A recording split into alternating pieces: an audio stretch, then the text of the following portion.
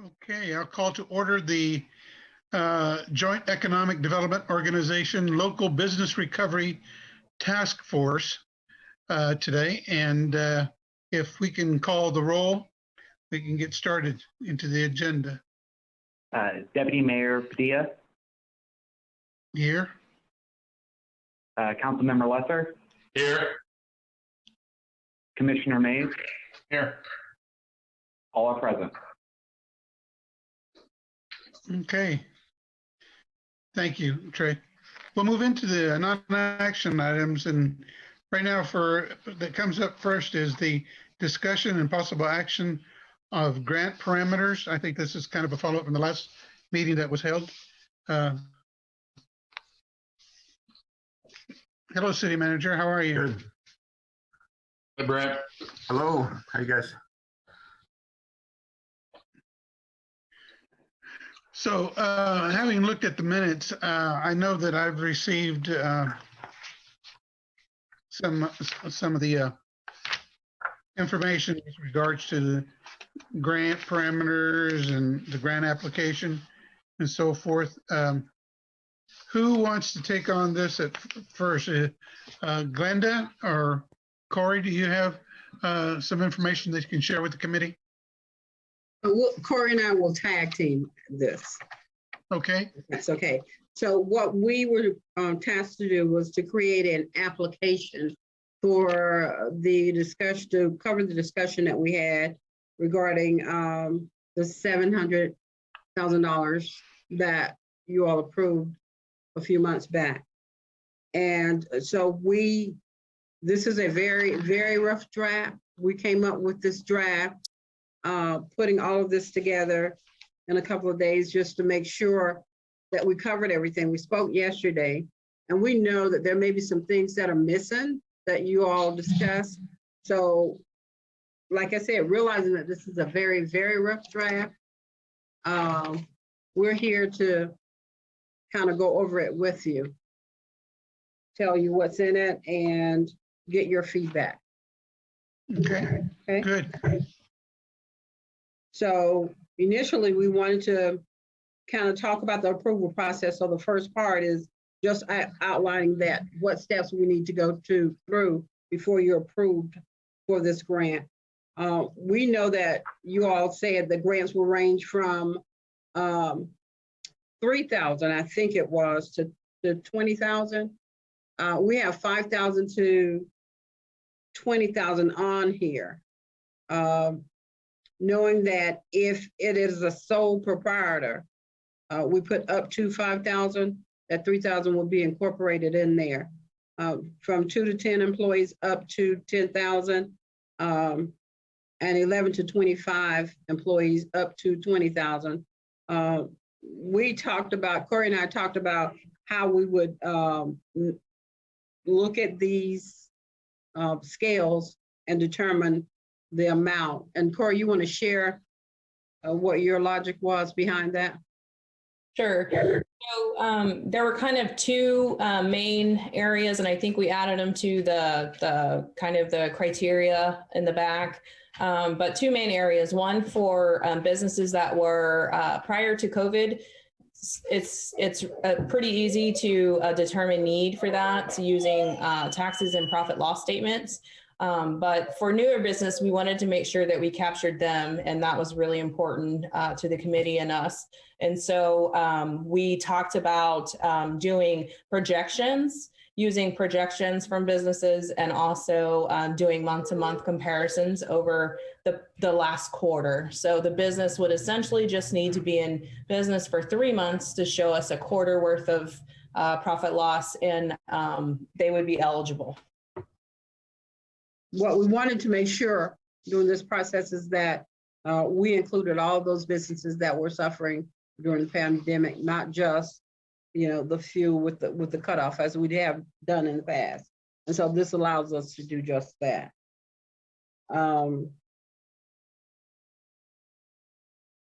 We thought it was good to track, to be able to track race and number of employees before and after pandemic. And so we have some info there that they can check. Was your industry audited? We want to know who was ordered to close if you are a restaurant or a service business that was ordered to close. And so we want to capture this because it'll allow us to track this in the future. Go ahead. Yeah, Yes, Mr. Chair. Mr. Chair.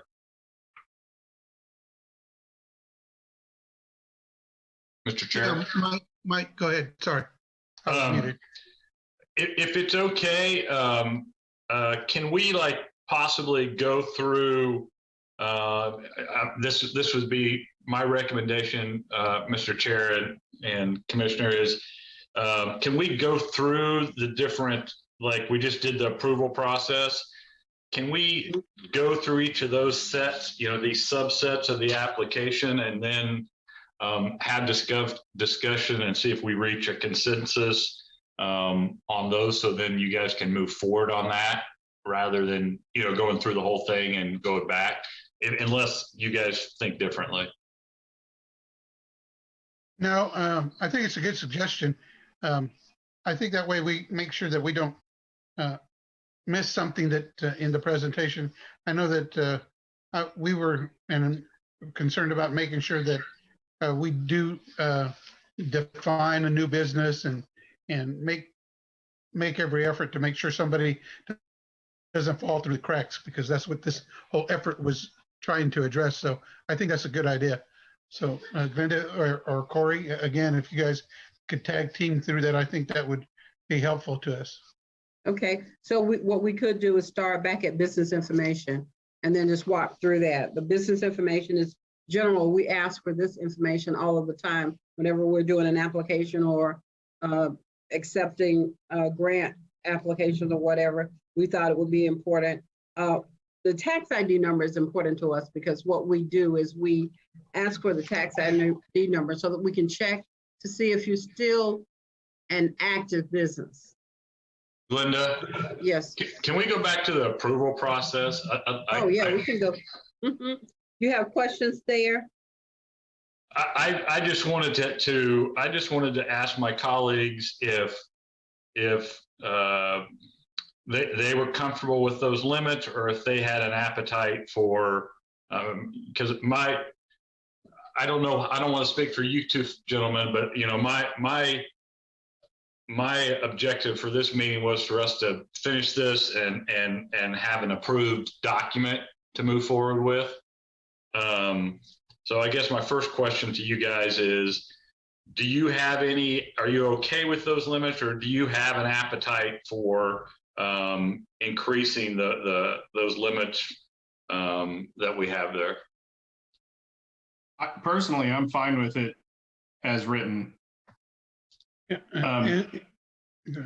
My only question with that is, when we say employees, are we talking about just employees altogether, or are we talking about full-time employees? And then also, we probably ought to look at, are those the number of employees that they have currently, or the number of employees that they had prior to COVID? Or, because I know that question's asked, I think on the next page, how many employees? And so when I was doing this in my head, following your direction, I was considering all employees, not just FTEs. So if you all want me to do it another way, I can. the only thing is, I personally would probably think that full-time employees would maybe be a better measure, simply because when I think of like a restaurant or a bar, I know there's a lot of people that work one night a week, or a couple nights a week just to get some extra spending money or whatnot. And so I'm worried that at 25, if we do just all employees, might be too low, because I talked with a bar owner not that long ago. He says he has 85 people on payroll, but only about 10 of them are full time. Okay. And so that's a concern of mine, because I look at this and I think, yeah, he's probably going to be eligible for this program. Other than that. Okay. Yeah, I would agree. I would like it to be full-time equivalent. Yeah. Yeah, agreed. I'll make that change. And the other concern is up to, okay? Are you all okay with that up to, or do you want it to be a solid number? Help me with that. I like the up to. I think that gives some discretion. You know, I like that. The only concern and why I had asked the question about the amounts is, you know, a place that has, you know, 25 full-time employees, I would entertain, you know, that amount, you know, being up to, I mean, personally, I would entertain that being up to 40,000 to make an impact for that size of the business. But that's just my suggestion. I don't know how much of an impact 20,000 has on a 25 full-time employee organization, but that's just me. Well, and I think there's some truth to that. My only thing is that we know that there is additional money on the way for both the city and the county in the latest federal package that is going to be earmarked for this type of a thing. And this program, I think it's still important that we get this up and running, but it shouldn't be considered the only source of relief moving forward, I think also. And so I think $20,000 is plenty for this particular program. I think if we raise it too much, we're not going to be able to spread ourselves out to some of those other businesses. Because I think, didn't we decided, I believe, that we were going to phase this, and the first phase I think was 250,000. And so, you know, if we have a couple of $40,000 applications, I mean, that's going to be gone pretty quick. So I completely see where you're coming from. That is one of the pieces, though, of why I do like how Glenda and Corey used the up to amount of 40,000, because, you know, through other parts of the application, depending upon how all the other, I mean, when you weigh everything out, this very well could be the only source for some business that's at that level. That's the only reason I say that.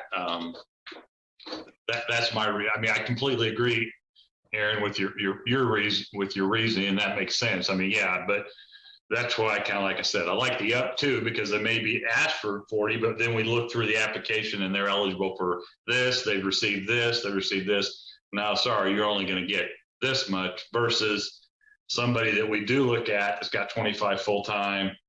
They're not eligible for these. They've not received anything out there, and this is the only program that they possibly have. It just gives us that flexibility. It's not a deal breaker for me.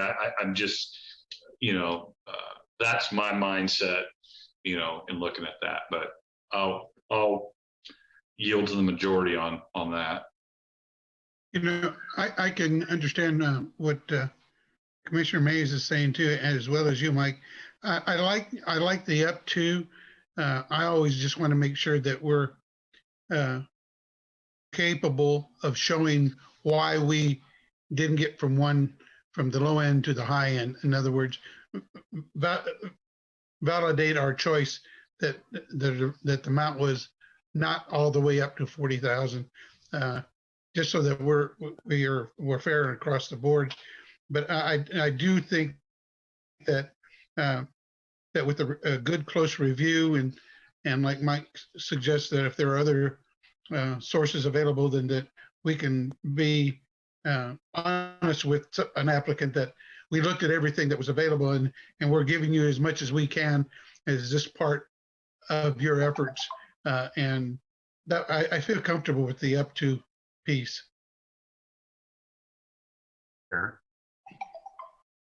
Mike, Padilla, Deputy Mayor. Yes.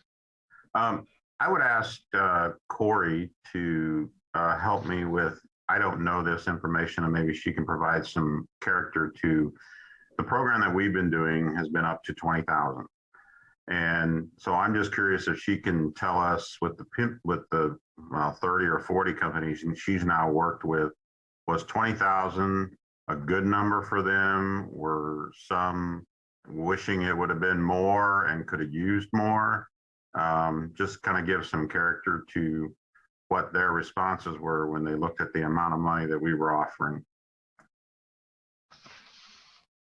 So I think that our $20,000 limit, it was also up to, and it was based off need, month-to-month projections, or a yearly statement if they were in business both 2019 and 2020.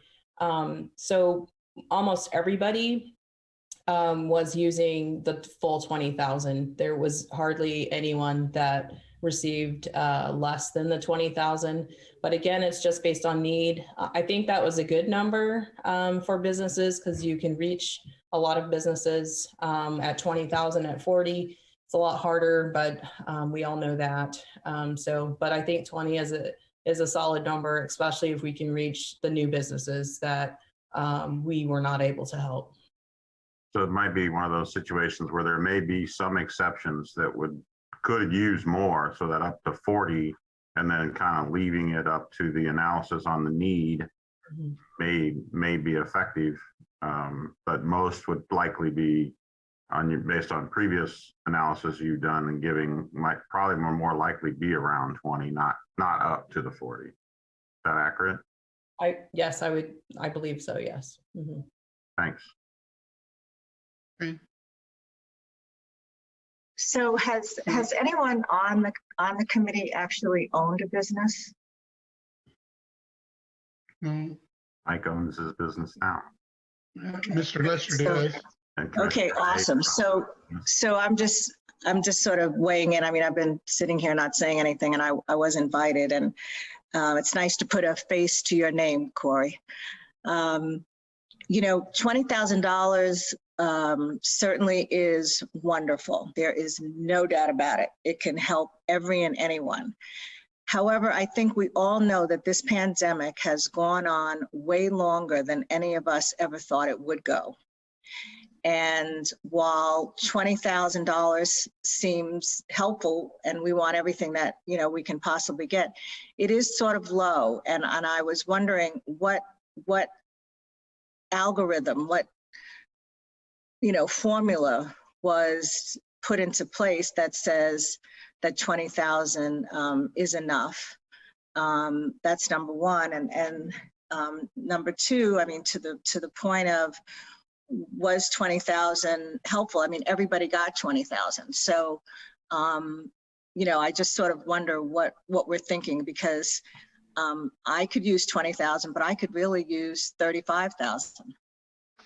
And obviously, I'm the one that missed out on the first go round, and I'm not eligible for PPP. So a lot of these people that got the $20,000 loan, I would assume, I don't know, were probably eligible for PPP. They also got a grant. They could have gotten the EDIL. And so I think we need to, and maybe you are taking that into consideration. But I just want to, put my 2 cents in here if I'm going to sit here and just give you a little bit of feedback. And I mean this in the most sincere way that I can. Hey, thank you, Leslie. Is there a consensus then on the up to language? I think Commissioner Mays has a little. I mean, I would be willing to maybe, instead of going to 40, if you're uncomfortable with that, take it to 30. Maybe split the difference there up to 30. That you feel better with that, Commissioner? Yeah, that's fine. And again, I just want to reiterate that I think there's quite a bit of funding that's coming in soon, and I don't think this is going to be the only program. And I think that what we could probably do is take the criteria from this program and just duplicate it once more from a different funding source, and probably make quite a bit of an impact. So, I mean, again, $250,000 isn't going to be able to award a whole lot of these grants. And hopefully the City of Topeka program that you guys mentioned made enough of an impact that we don't get, you know, everybody that applied for that applying for another $20,000 from this program. Hopefully they're in a better position now where they wouldn't necessarily need to do that. But yeah, that's fine. If we wanted to raise that up, do we want to raise it up also for the 2 to 10 or the sole proprietors as well? Or is that something that you're fine with as is? So initially, FYI, the sole proprietor was $3,000 and we raised it up to 5. Do you want to go higher on that? Well, how about we just do 5, 15, and 30? Okay. I'm good with that.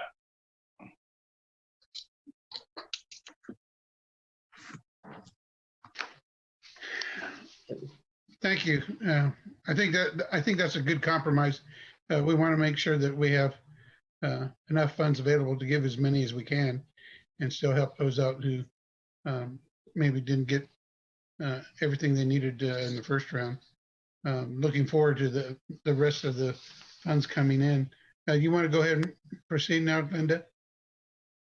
So we're here we're just capturing information. We want to validate that the individual is actually operating in business. So we ask for the tax ID as we do on all of them so that we can go back to the state or the feds and verify that that person is actually actively in business. The other information we're just capturing to track as well. We want to make sure that we focus on those targeted areas that you talked about. So we will then capture African American, all Pacific, Asian Pacific Islander, all of the races.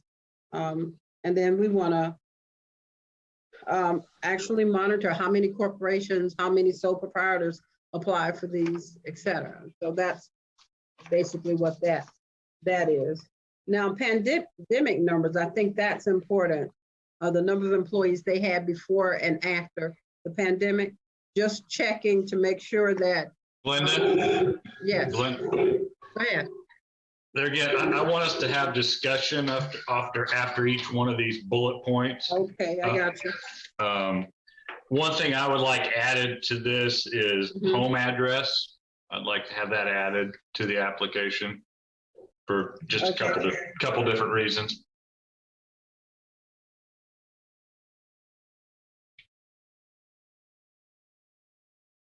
Okay, got it.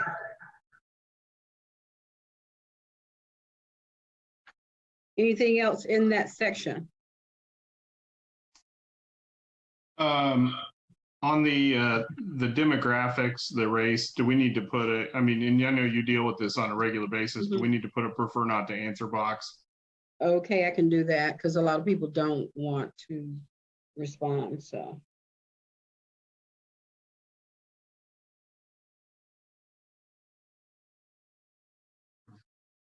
What about, well, the business type, you can't really. Okay. Anything else on that first page? Do you need gender in there as well?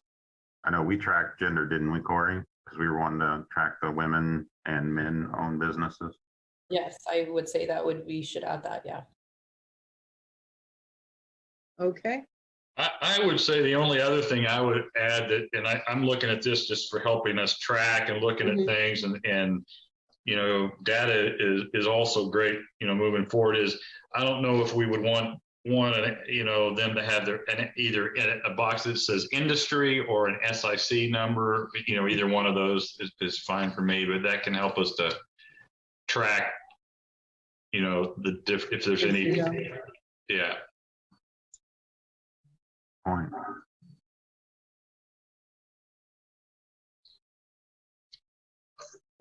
Okay, I'll add that. Perfect.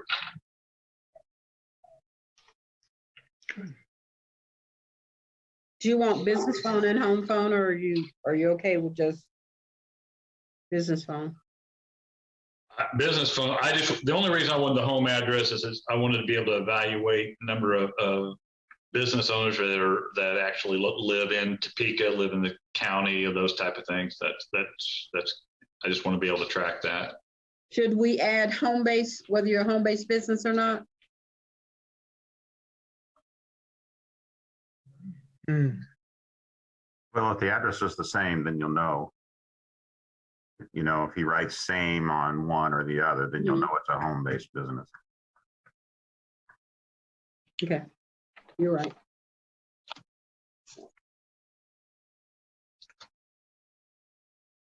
That's all I had. Okay. Then page 2. And that's where we talk about the before and after pandemic numbers. And so we're doing that simply to capture those that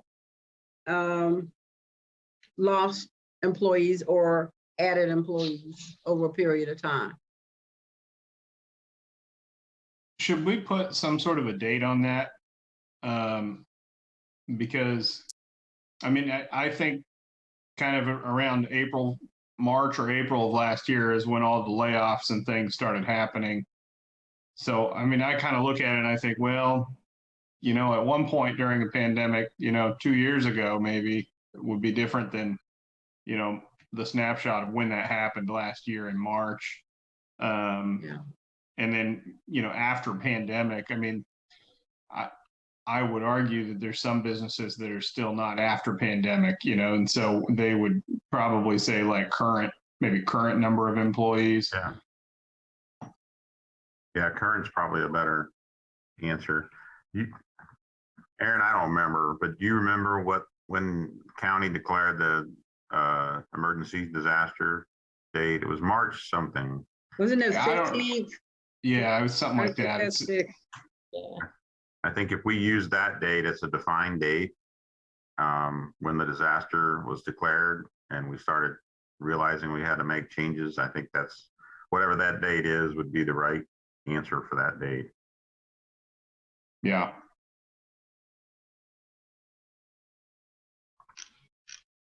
Possibly could we add that date with or the start of your business? Because again, if we're working with our new business owners, which we haven't been able to assist much, then they would be able to put in the start of their business.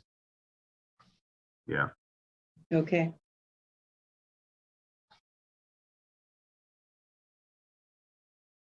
And the number of current employees.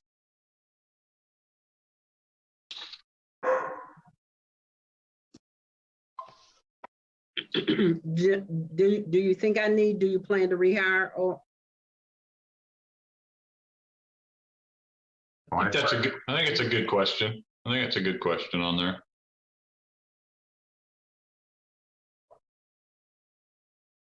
One thing I'd like to see listed on here is in this portion is whether it's a block, you know, where we have like, please provide a summary of hardship, whether it's like that, or I'd like to see, you know, what benefits do you provide to your employees? And if you can either be a summary, you know, where they list it out, or if you would rather go, do you provide the following benefits: health insurance, dental insurance, paid vacation, any of those type of things? Whichever you choose you think's easier to have them just explain it, or if you want to do a box where, you know, yeah, we provide health insurance, yeah, those type of things. Okay. And I think that's a good suggestion, because that helps determine need. If you're providing more benefits, that goes to the need that you may have for more money, because if you're providing that, it costs, you know, that costs you as a business owner more. So I think that's a real good box to add. Okay.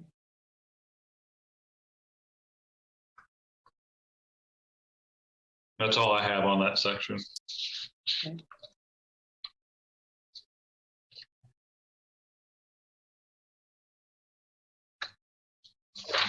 So do Hey, you what page are think, we on? we're on the second page, do you think that I need to ask the question, please provide summary of hardship and has your business suffered revenue loss as a result of the pandemic? Do you think that's repetitive? Or do you think I need it?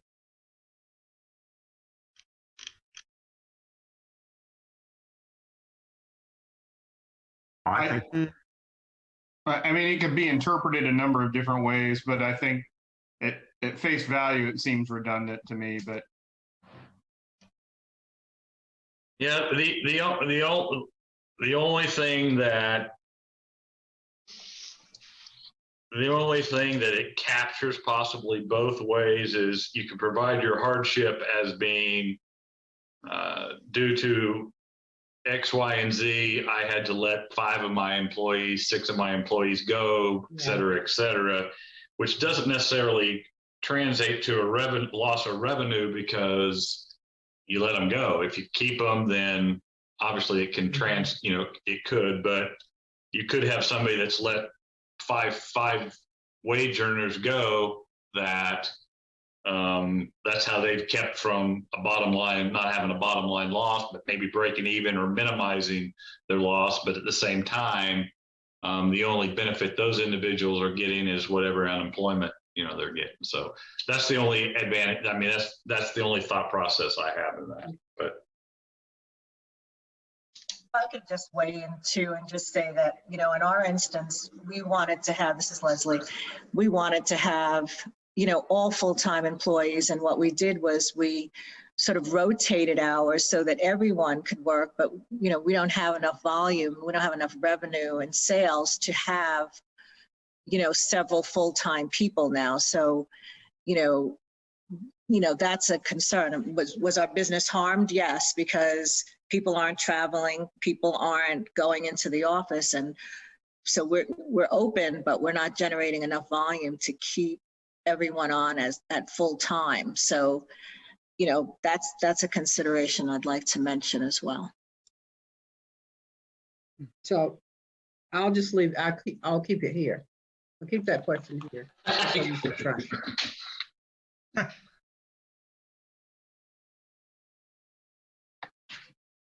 Okay, move on. We're just tracking whether they receive local assistance on this one from the partnership or the city. And we want to know what it was if they did. A lot of people were able to get host 1, host 2, and the business continuity grant program assistance.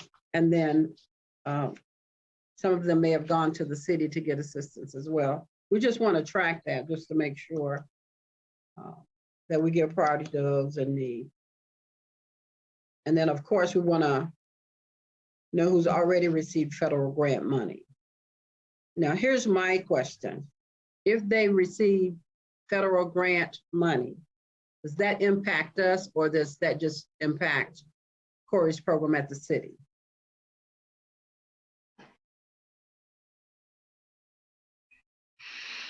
Sure. Any idea for it?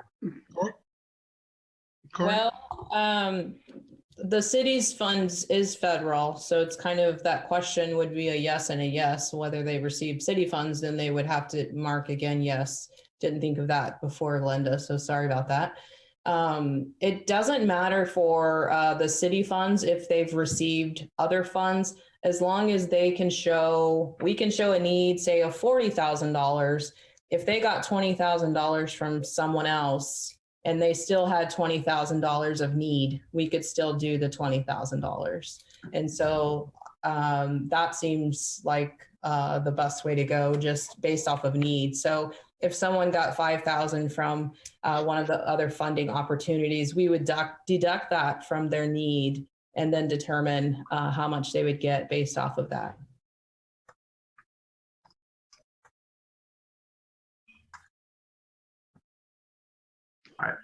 A suggestion might be, there's a box there to explain how the funds will be used. Mm-hmm. Maybe you would put, and if previously funds have been received, why is there still a need for additional funding? You know what I mean? I mean, maybe you phrase that differently, but that kind of a question. So if you've already received money, why do you still need our money in order to keep the business operating? or to be able to move forward with your business operations. So in other words, back to justifying that need for our assistant. Okay. Yeah, what were you able to accomplish with the first funds that you received, and what could you have been able to accomplish if you receive more funding? Right. What were you still not able to do? Yeah, in other words, my restaurant couldn't be open in order to keep my rent and keep my location. I need these additional funds type thing.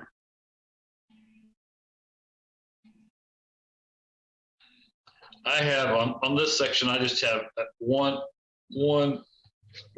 area at this point, one area that I'd like changed, and then one area that I have a question, where we have, please attach the total amount of sales and expenses for the past 9 months.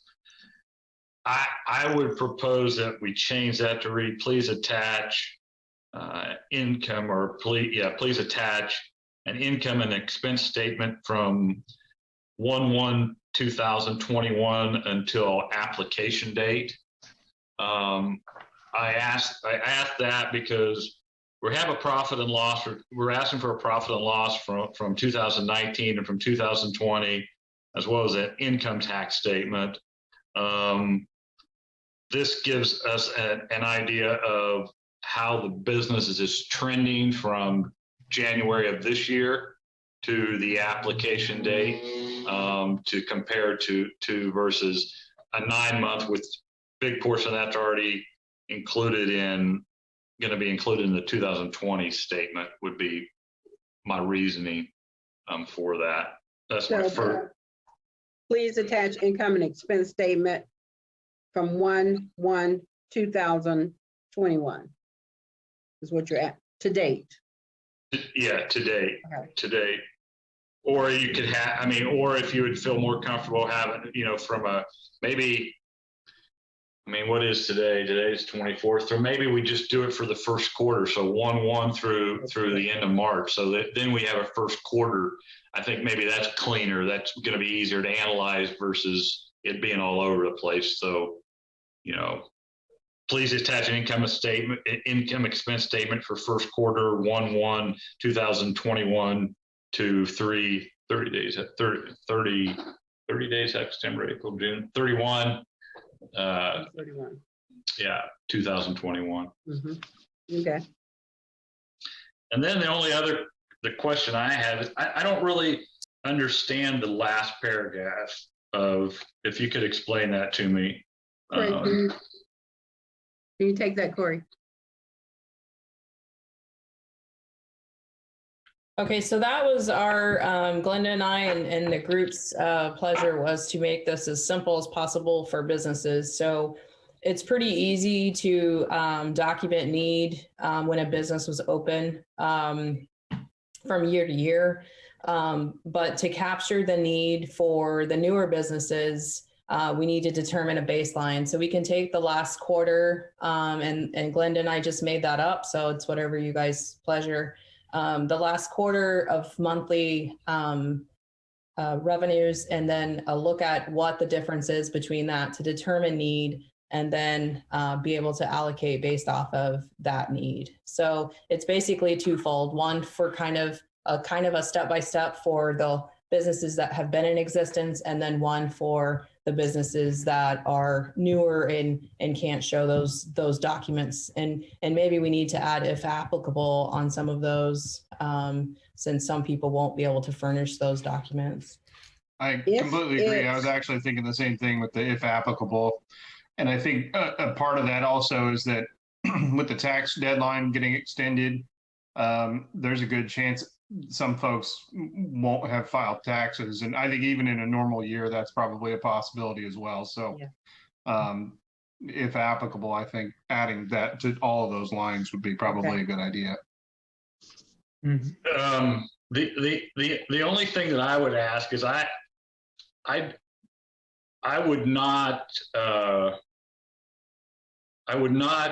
don't like the language of using a 2009 tax return and a 2020 profit and loss document. To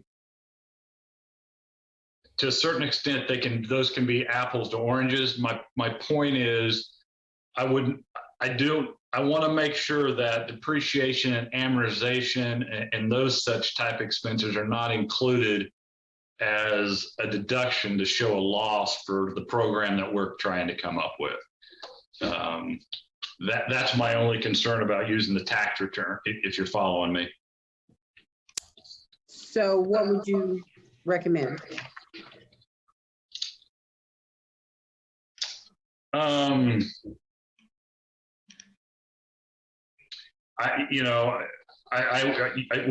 could leave it the same and put a statement here and there that just says, in determining a loss, depreciation, amortization, et cetera, are not used in the calculation of a loss, of showing a loss.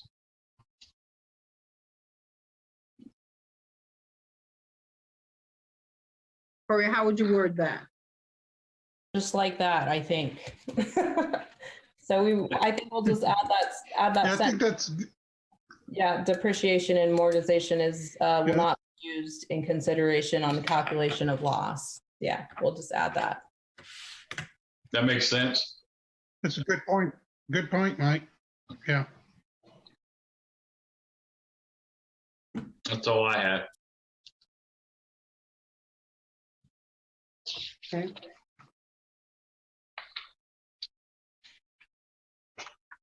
We go on to the next page that talks about eligibility.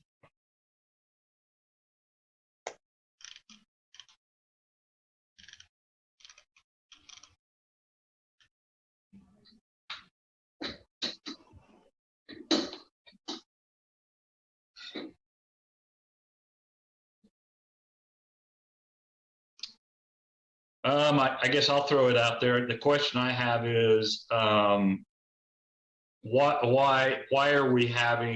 are there, I'm not disagreeing necessarily, but why are we not letting any nonprofits participate in this?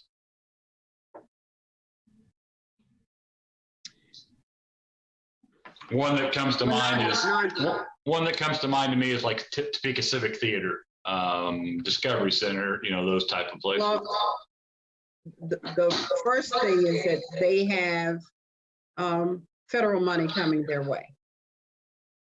So they have access to that. Second is when a nonprofit comes to me for assistance, if that nonprofits don't pay taxes. And so that was the only two reasons, is that there's a big hunk of money coming their way. That's not entirely accurate. They do pay taxes. They do pay some taxes. They don't pay property taxes, but they pay payroll taxes, et cetera, et cetera. And I think we can say the same thing about federal monies coming a lot of different directions. One of the reasons is they missed out on several of the programs last time. That would be something that I would request. I mean, there again, they still have to show need. It still has to be, et cetera, et cetera. But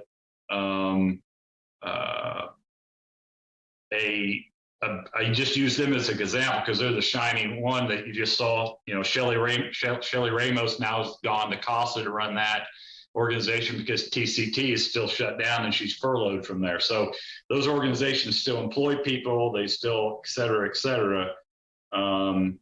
So churches and other nonprofits, you all want, and I'm not saying anything against that, you all want all of those to be included for businesses to have to compete against all of the types of nonprofits in the community. I mean, can we set aside a pool of money for nonprofits only, if that's the case?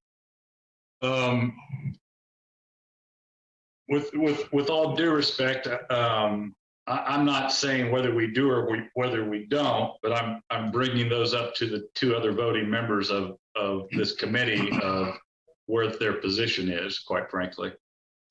Well, so I'll throw my 2 cents in, and I mean, because this is coming from JEDO, so their economic development dollars, I think that we would not typically incentivize any nonprofit through economic development dollars. And please correct me if I'm wrong. I'm sure it's been done before, but I would say that, 9 times out of 10, the money that we use for economic development is for for-profit companies.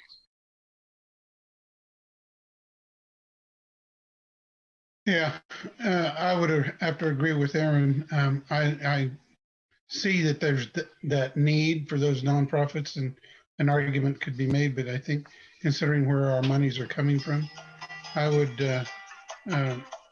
agree with Aaron that the nonprofits, maybe that we can look at another way to do that, but in this round, I would want to stay with the for-profit corporate companies. I'm fine with that. Like I said, I just wanted to have some dialogue with that, about that, because I think there is a difference between certain nonprofits that, that do, such as Civic Theater, such as Discovery Center, such as those that do bring people to the community, do employ people, et cetera, et cetera. So I'm fine with that. I just thought I would bring it up. It's a good point you bring up, Mike.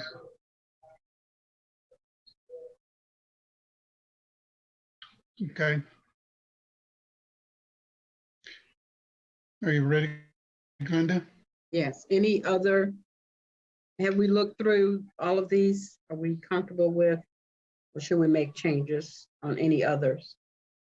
I don't like the owner has no conflict of interest with Shawnee County or City of Topeka and the City of Topeka Chamber of Commerce. The following persons cannot have ownership or financial interest in the assisted businesses or be an employee of the assisted businesses: City of Topeka elected officials, immediate family members, or the City of Topeka staff and the City of Topeka Chamber of Commerce.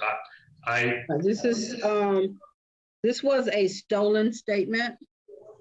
And so I'm okay with having conversation around that.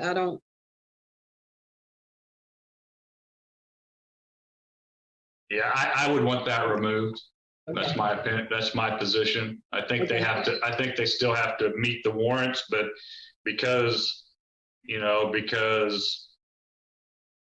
let's just say, because, Aaron Mays is a commissioner, and if his wife was to own a coffee shop or a restaurant or something like that, if they meet the criteria and they meet the guidelines and et cetera, there shouldn't, I don't think, or if Corey's husband owns whatever, I don't, if they qualify, they qualify. I don't see that as a conflict of interest in my opinion. Just to be clear, no one in my family is going to be applying for this grant. Okay. Okay. I will not be. My wife does not own a coffee shop. Nor will I, nor will any of my family. But we could have people who are City of Topeka, Shawnee County. I mean, those I just I don't see why you kick those people out just simply because of that. I don't think that's a warranted reason to exclude them. Okay. Glenda, you mentioned that this was a copy paragraph from some other document. How, what other document? It came from Corey's document. And that the conflict of interest is a thing in the federal grant program. So that's where it came from, but it's definitely, I understand to take it out, and that's fine with me as well. Yeah.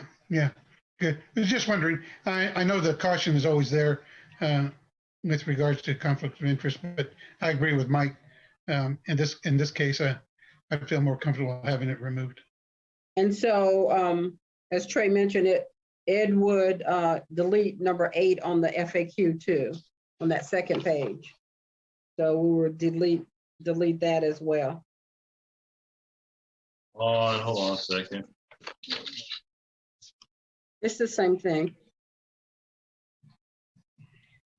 Where's that at? Number 8, on the frequently asked questions, Oh, shit. same Oh, thing. shoot. Mhm. Frequently asked. Okay, gotcha. Number 8. Okay, I was going the other way. I was going backwards. Thank you. Hey, Mike Lester, could I ask you a question? It's Leslie.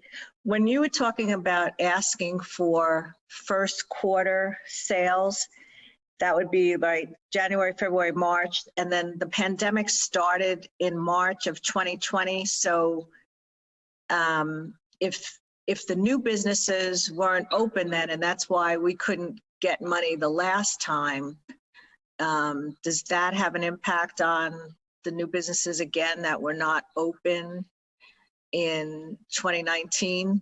Do you know what I'm saying? So this is, you're asking for So first quarter he's asking for sales in 2020 and then sales in 2021. 2021? Okay. All right. I just wanted to make sure I was hearing that right. Okay.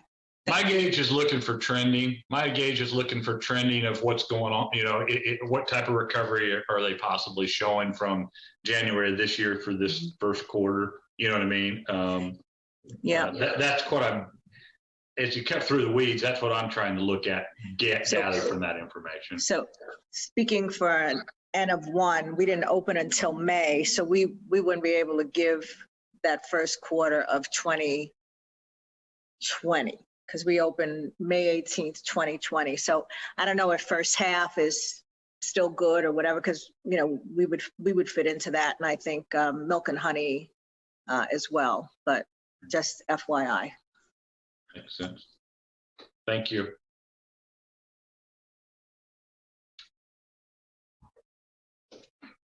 Any other concerns on this page? On this page, yeah, I think that not necessarily in the top half of the page, but on the bottom half of the page, I had a little bit of a concern with the businesses where the primary products or services are oriented to specific ages. The only thing I can think about that is that, you know, if somebody owns a pool hall and they don't allow children inside, or something to that effect, you know, that's going to disqualify them. And really that's, you know, kind of the type of business that we're really looking at on here. And, you know, I understand like a vaping or a liquor store, but the wording on that concerns me in some way, but. That is a federal requirement as well. And so we can massage that and make that a little more friendly or take it out altogether. So, So that would kind of eliminate daycare. I mean, that could eliminate, I would think, I mean, their clientele is children, I guess, but yeah. Yeah. So basically talking about liquor stores, those stores that sell adult beverages or Tobacco shops, yeah, something like that. So is this not a good, what are you thinking?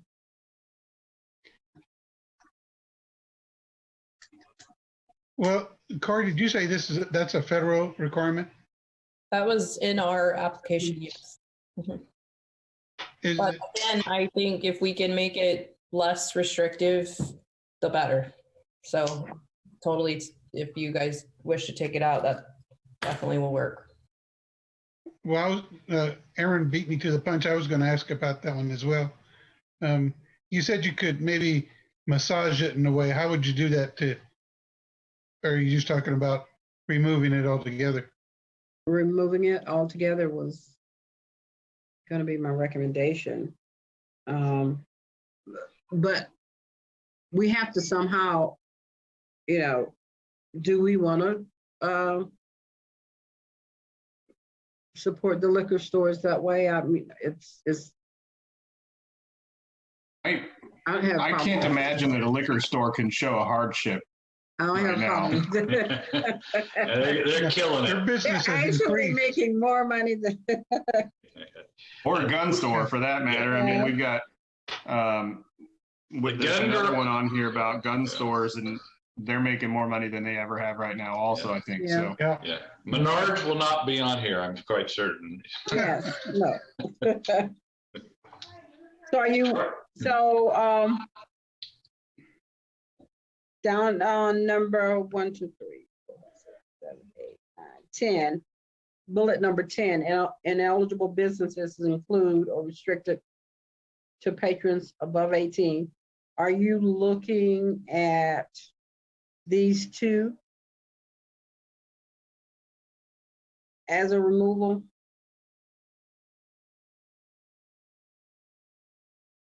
I don't know. For me, I'm looking at the payday and title loan businesses and the Mhm. other weapons dealers issue, because I know that that's come up before about pawn shops where, you know, Yeah, they sell weapons as well, and that some were unable to participate because of the fact that they sell weapons. yeah.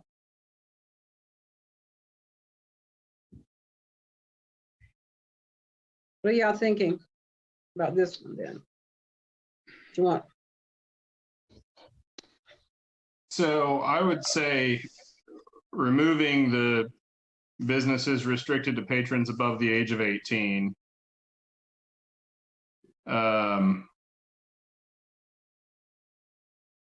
And then I think we had talked earlier about home-based businesses being allowed as part of this. So removing that piece and then removing the firearms or weapons dealers. Although, like I said, I doubt that any of them are going to be able to Yeah. really prove a significant hardship. But we did have one business that reached out that said they were ineligible for the city program because of that particular line, that believes that they would be eligible for this. And so I'd hate to automatically exclude them without having a chance to review an did you say application. remove the payday and title loan too? Did you No, say I that? would leave that in there. Would And, you? and I'm not sure that there's any payday loan places that are locally based anyways, but but I don't know that we need payday loan places asking for our money No. or for taxpayer dollars. Agree. Just because I can see the interpretation coming up or coming in the future. What do we mean by sports teams? What's the intent of that exclusion? Corey, help me with that. That was something that we actually pulled from another application. So I'm not for sure. I'd have to look into that. I'm okay with the sports team piece of it. I just wouldn't want somebody like a sports zone or some of these facilities that, Details. they go do indoor hitting, do that type of stuff. I wouldn't want those, because those guys have been, killed because teams can't go in there and get in together and stuff. So I just would want to make sure, I just ask, because I could see somebody thinking they're excluded and not applying, or we would have to interpret it at some point in time. It's kind of why I'm bringing it up now. So I interpreted that as teams, not necessarily venues. So my thinking was it'd be like the Topeka Pilots, the hockey team that left town, or something like that. So, I mean, I'm fine with it either way. I don't think that they would apply for it, but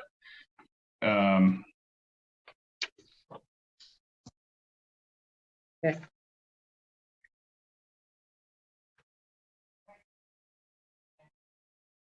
Any other concerns on that page?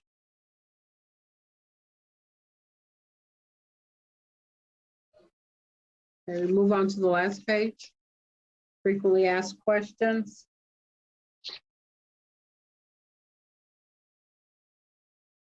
Now this page, we remove number 8. We talked about number 9. Do we want to remove number 9? We talked about it on this previous page. So you take it off, don't you think? Okay. I mean, I'm asking, that's my, I Yes. mean, based on our previous conversation. Yeah, Okay.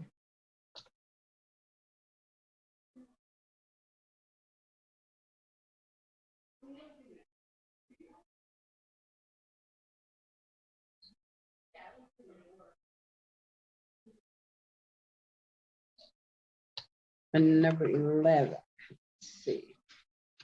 We'll Yeah. make the changes on number 11. Removing home-based business, firearm and weapons dealers. Taking out that include businesses restricted and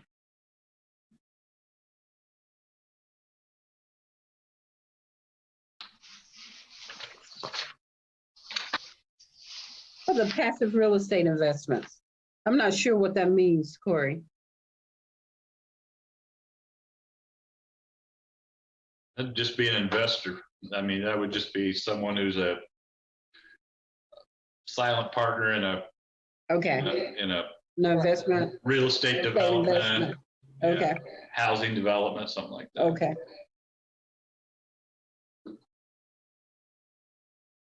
Okay. See any changes on that page or anything we should add?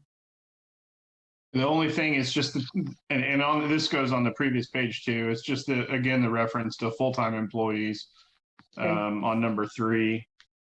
And then the third bullet point on the criteria page. Okay.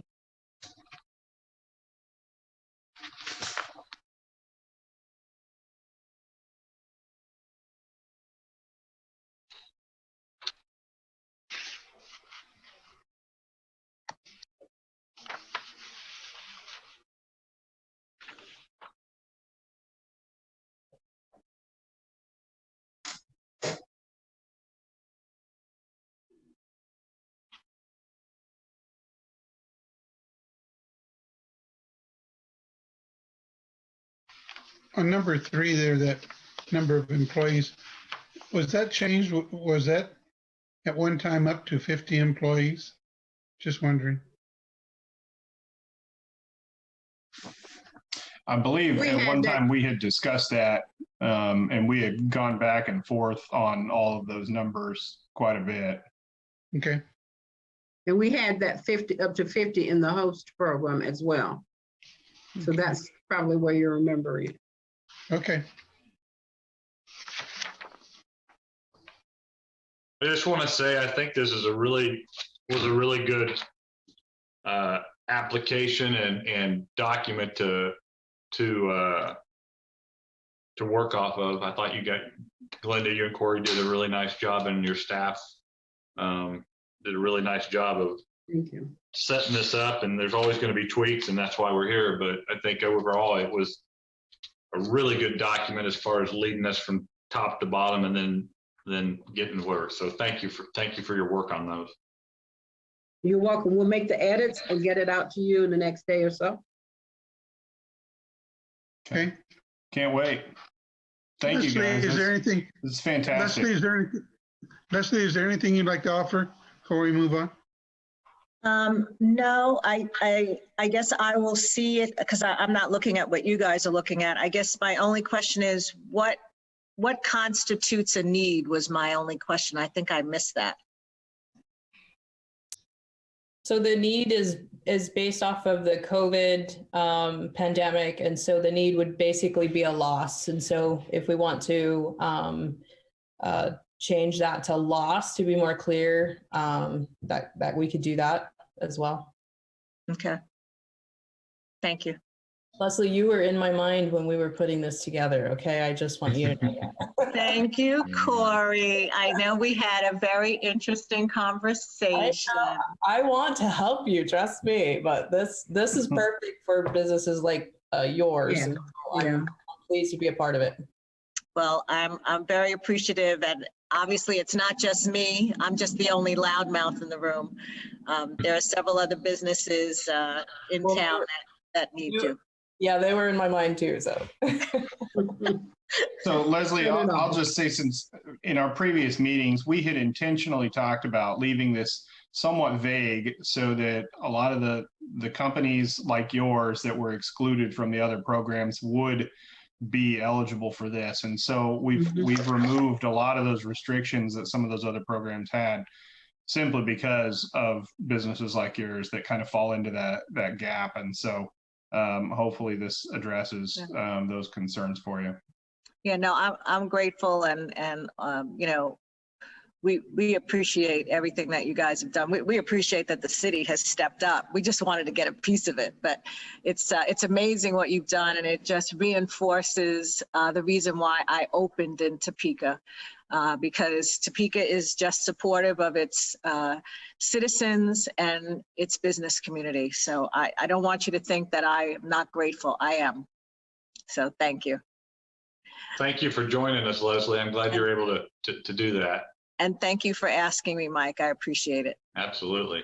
I'm a sign off. Thanks, you guys. Bye-bye. Thank you. Okay, looking at the agenda, do we move now on to the scorecard itself? You want to speak to the scorecard? I do. Corey? Yeah, so Glenn and I were talking, and after looking at some other cities, a lot of the cities are just really, or other business grant opportunities are just using need as a baseline for how to disperse the money, not necessarily scoring the depth of the need. And so the paragraph that you see in the application that Glenda put together is talking about the need and using the month-to-month comparisons and the projections as the baseline to determine whether they get 5,000, 3,000, or 20,000. Instead of scoring the applications, it would just strictly be based off of need. So we don't have a scorecard per se, but that was our thought process behind that. Okay, I understand. Any thoughts on that? I like where you're going with that. Well, I think that's where the committee comes into play. It was on the also, agenda, is, but you know, they're going to look at that kind of thing. yeah. Yeah. Yeah, I like that. Okay.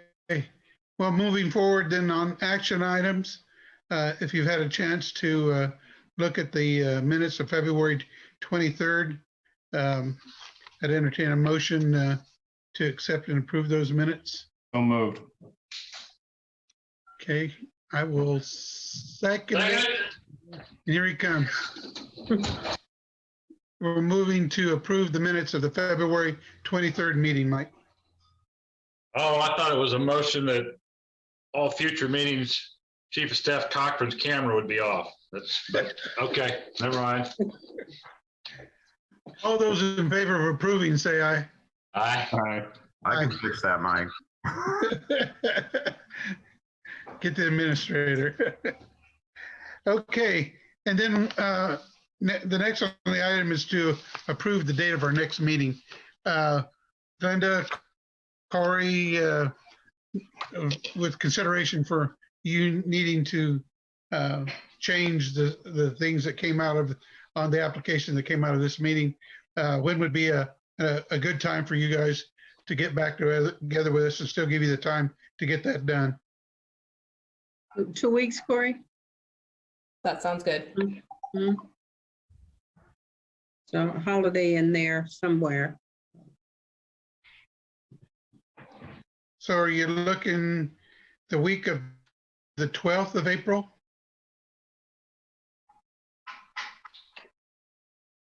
So Easter is the 4th, right? 4th. So we got this weekend, or the 24th of this, so 31st, the 31st is a week. 7th is 2 weeks. The 7th is good. Sure. Yeah, I'm fine with the 7th.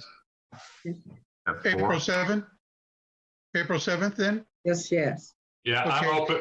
I'm open that too. If you could get it out though, so I can get it booked, Okay. Trey, that'd be perfect. Yeah, I will get this out this week. Friday is my last day in the mayor's office. Hey, it was announced to you guys. So I'll get it done. I'll get the minutes out to you guys. While I have everyone on here though, so next meeting, we're gonna review and we're gonna approve the grant application essentially. Approve the grant scorecard, and the grant parameters are considered inside the application. So if you're wanting to move forward before the May JEDO meeting, you guys will have to vote and actually vote on those items. You can't just come to a consensus. A vote will need to be taken. And if I may, Trey, there is no scorecard, so we're not using the scorecard. So just Well, the I was going to application. say that to approve, like vote to approve it based on the need is what I meant by that. So Okay. Okay. When is the next JEDO meeting? it's in May. May, second week of May, I believe. Okay. May All 12th. right. April 7th works good.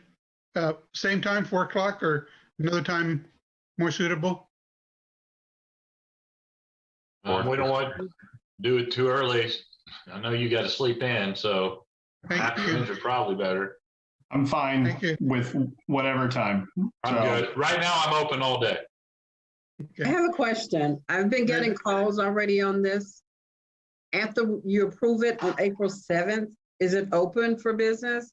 Or do we have to go to JEDO first? I think it can be because JEDO already earmarked the money, so I think we're good. Yeah.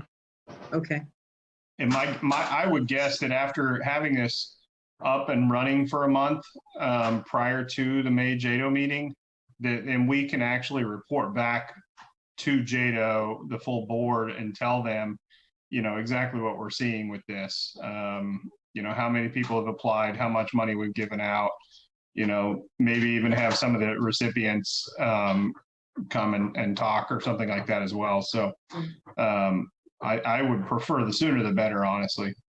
Commissioner, if we are able to get some federal funds between now and JEDO, how do we handle that? Are we adding this to that pool of money, or how are we handling that?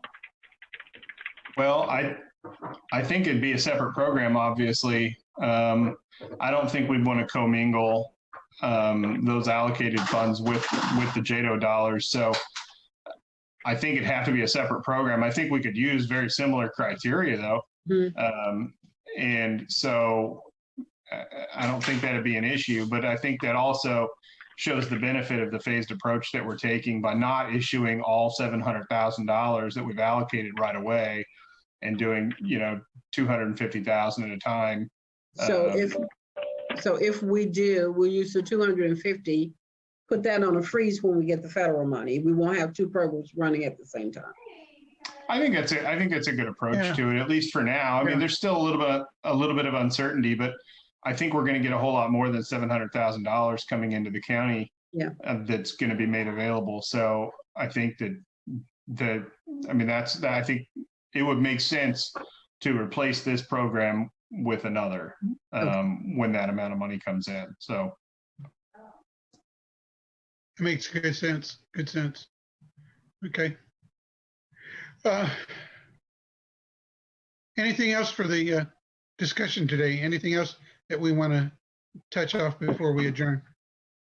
Well, just kind of to carry over with what Commissioner May said, we're listening to a lot of webinars and information that we're being told right now related to what's coming with the American Rescue Plan. And we believe that there'll be additional dollars that will be put back into similar type programs, or at least be usable for similar type programs to what Corey's already administering.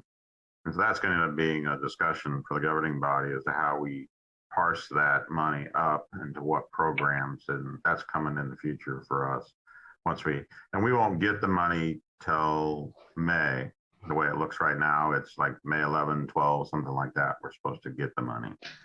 So we've got some time to figure that out. The other nice thing is we have till December of 2024 to even utilize the money. So lots of opportunity to be able to slow go figuring out what the best programs are going to be going forward.